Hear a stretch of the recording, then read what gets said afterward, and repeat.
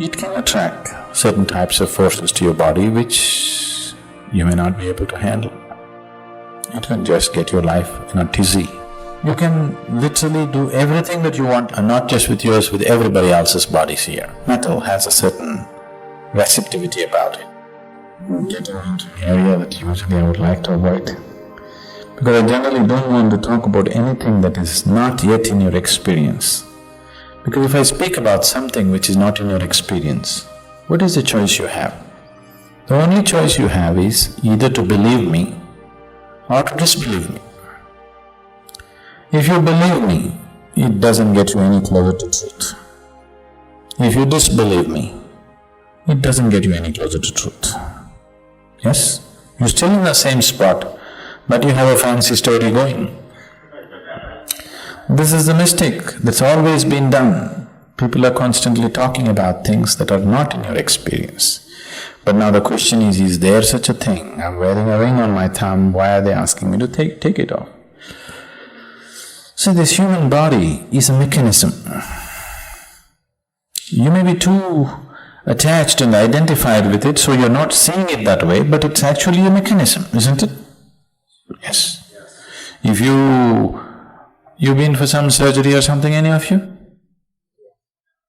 If you go to the surgery, they will just treat you like you took the car to the garage just like that. They put you down there and da-da-da, clean you up and open you up and rip you off, do this, do that and put you back. They're just treating you like any machine, isn't it so? See, for a lot of people, surgery is a very humiliating experience. Because suddenly all the little sensibilities that you had is everything gone, they just open you up, they close you up, they do everything the way they think it should be done, isn't it? So because this is just a mechanism, this mechanism has come with many possibilities. As I said, in yoga, we are seeing this body as a ladder to the divine. If you know how to keep this is a phenomenal mechanism. Right now, we are using it in a very minimal way, very minimal way. This is an airplane, but you have chosen to drive it,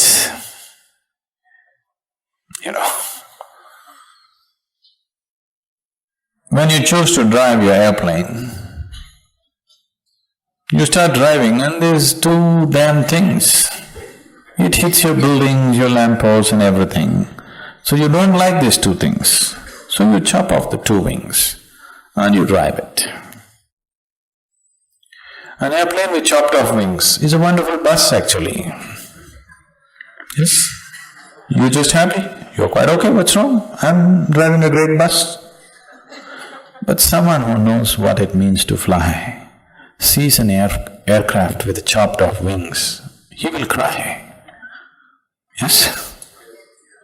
That's how I feel when I look at the yoga that's happening and the way people are living, because this can be in some other way you have not imagined. See, if I go into the details, it'll be too fairy tale-ish. Too fairy tale-ish for any sensible person to believe. I wouldn't believe a damn thing like that if anybody told me. But these are everyday realities for me. So many things. Right here, that you're here, there are so many dimensions of life right here, now. But it's not in your experience. I'm talking about physical realities. I'm not talking about something else. As we are all sitting here and doing a program right now, there are many levels of physical realities right here. Various types of things happening. This is a whole world, multi-layered world, one inside the other. This is a multi-layered existence, one inside the other. Today modern physics is beginning to recognize that, do you know? They're talking about multiple realities existing, one inside the other. It is so.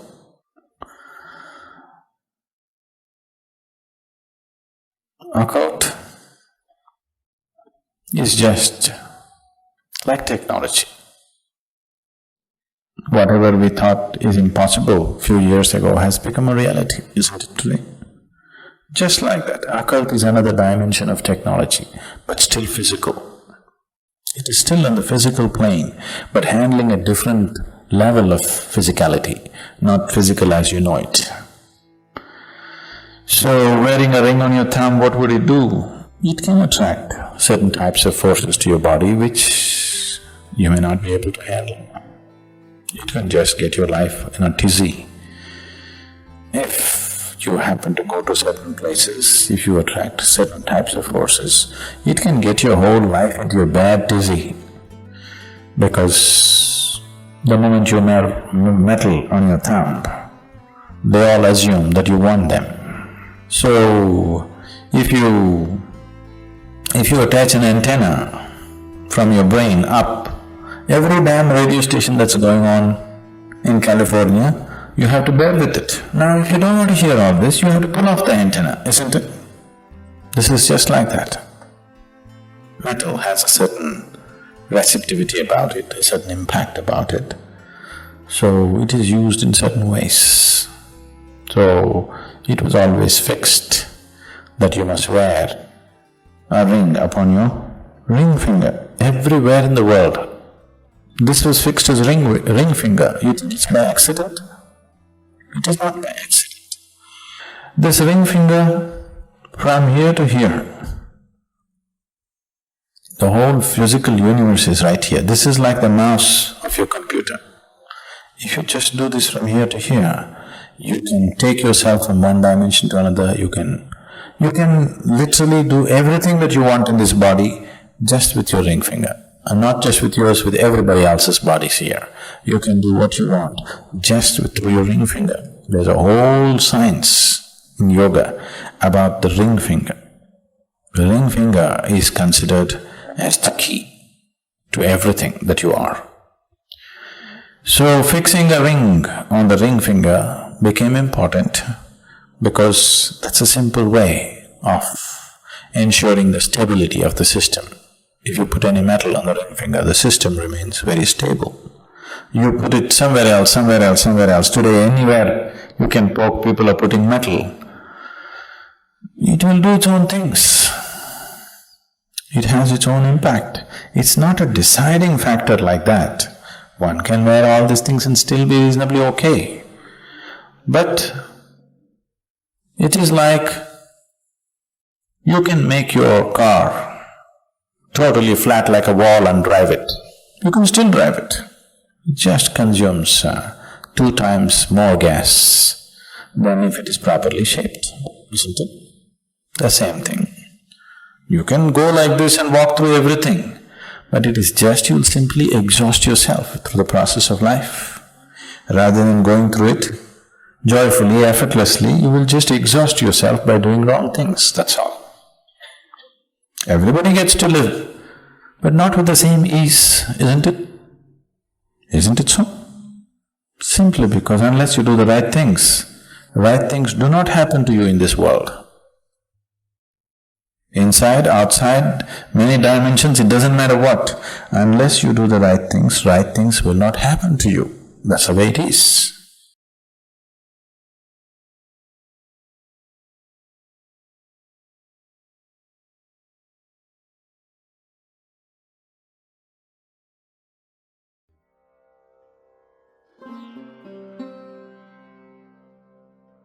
The colon health is something that's completely neglected today. If you do not keep your colon clean, keeping your mind in a balanced state is very, very difficult.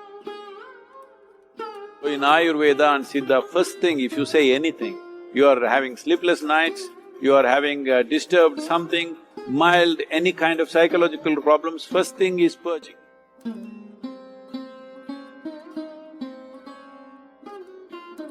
Purge the system.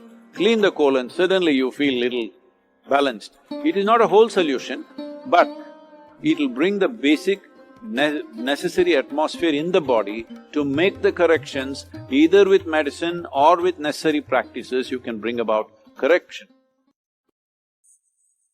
A yogi is always supposed to, have bowel movement twice a day. See? Twice a day. Because the colon should be always clean. If you want to do certain sadhana, colon should be clean, and we know this, that if the colon is in a certain level of impurity or if a certain level of waste material are in the colon and we do certain yogic practices, the body will start emanating bad smell. And it also gets into your head, for sure. So it is directly connected. If you retain the shit, it gets into your head and messes up your life in so many different ways. So the impurities in the body should go as quickly as possible. I feel a whole lot of doctors are saying you must eat as often as possible, don't eat a big meal, eat every 2 hours, something like this. See, when the food is in the stomach bag, not in the intestine, when it's in the stomach bag, when the digestive process is on the cellular level, the purification will not happen. The cells will retain impurities for a long period because digestive process is happening means everything else is brought down, including your brain. Yeah. So, in yogic system there must be a minimum of 6 to 8 hours gap between one meal and the next. If that is not possible, at least 4 to 5 hours, 5 hours space is a must. Less than that means you're causing trouble to yourself. In the yoga center, the day starts with a small marble-sized ball of neem and turmeric.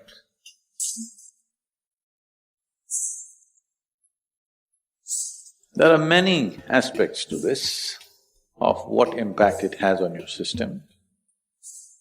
But first of all, the neem tree, which is generally all over India,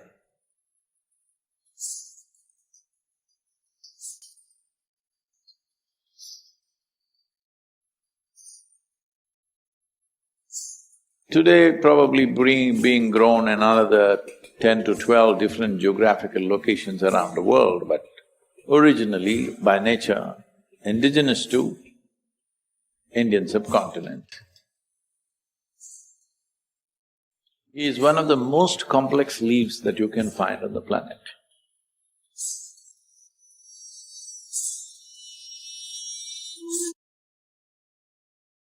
What the neem does to your system? Well, in more tangible terms, one immediate thing it will do is, it will keep your alimentary tract clean. When we say clean, this is a region, this whole digestive process is a region where you have maximum amount of other life. So within this alimentary tract, there are a whole host of microorganisms.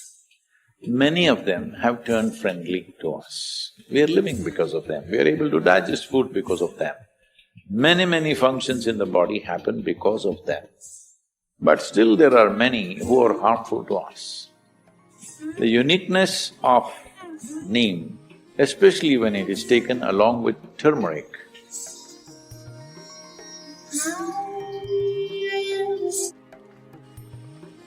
if these two things go together, largely those things which are not necessary for the body, those things which can harm the body, any kind of parasital life which is there, all these things get eliminated.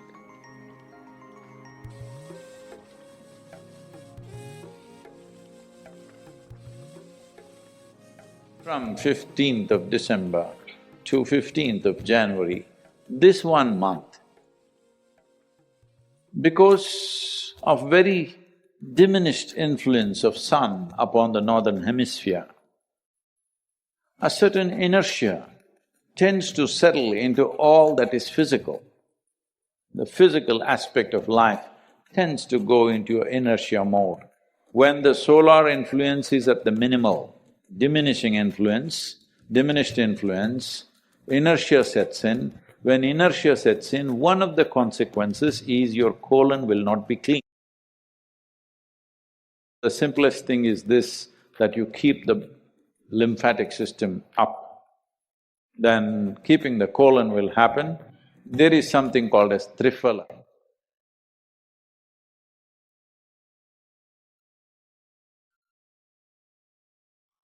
It's a magical three fruits of tropical world. Mixing them in the right way, the triphala, with a little bit of water or a spoon of milk or something, if you take it, or even honey, if you take it, the cleansing in the system will happen. But if you can't find all this, in southern India, we found one magic. This is called as castor oil.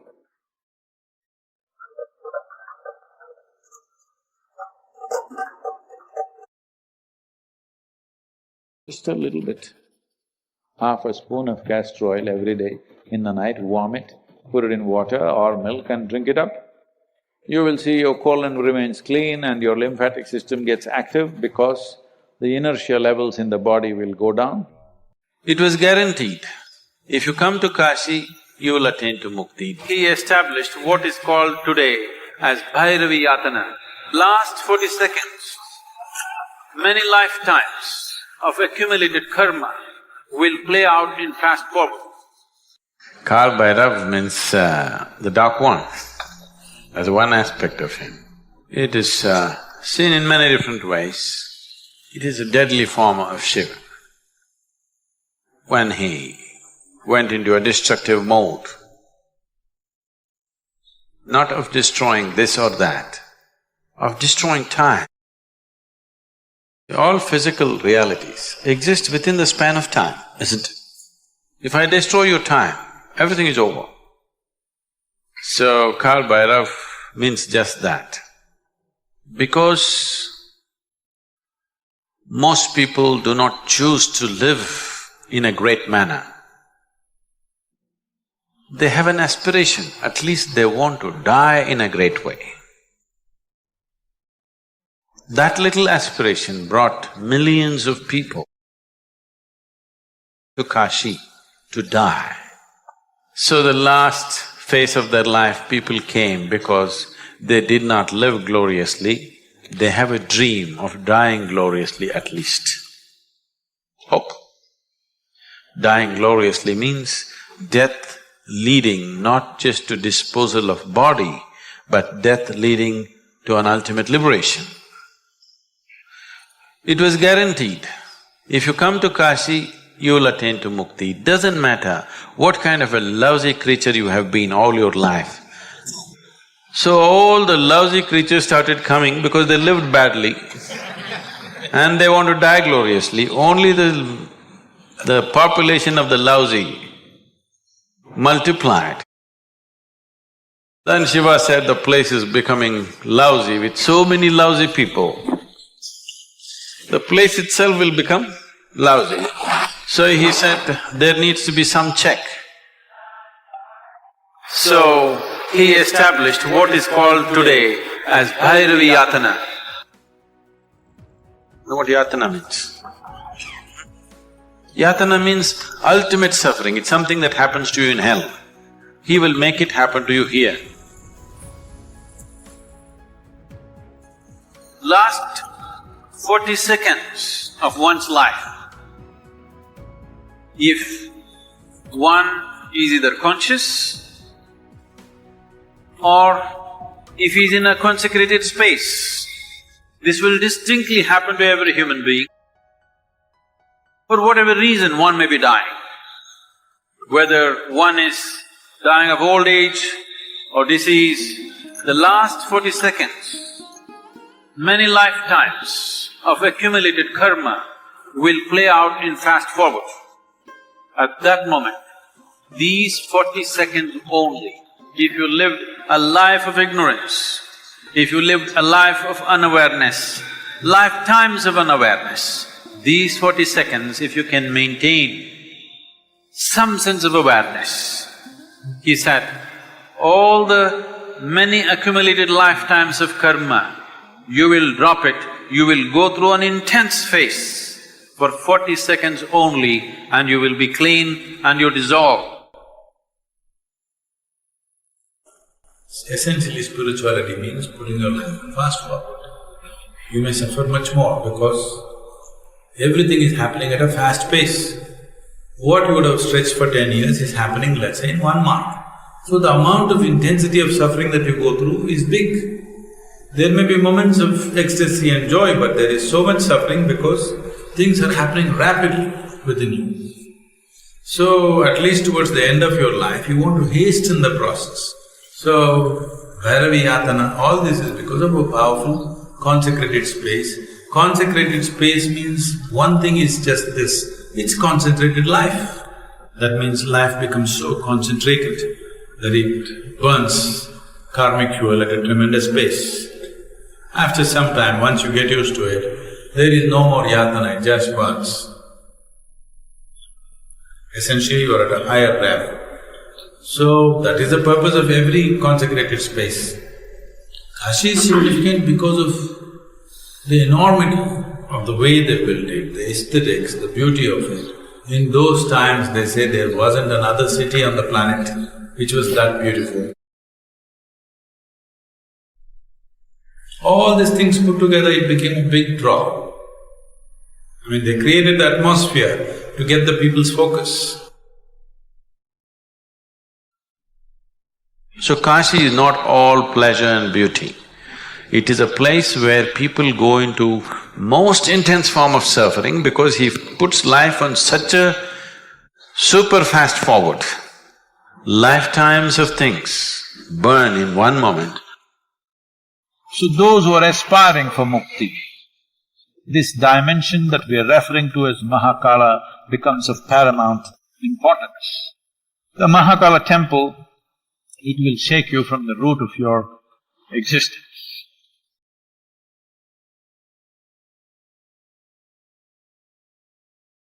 Each of these videos is a construction, and whoever reaches the end is helping to sustain this work. If this content resonated with you, leave a comment, share it, subscribe, and of course, give it a like. Also, take a look at the links in the description. There are more paths for you to explore. Thanks a lot, big hug, and see you in the next video.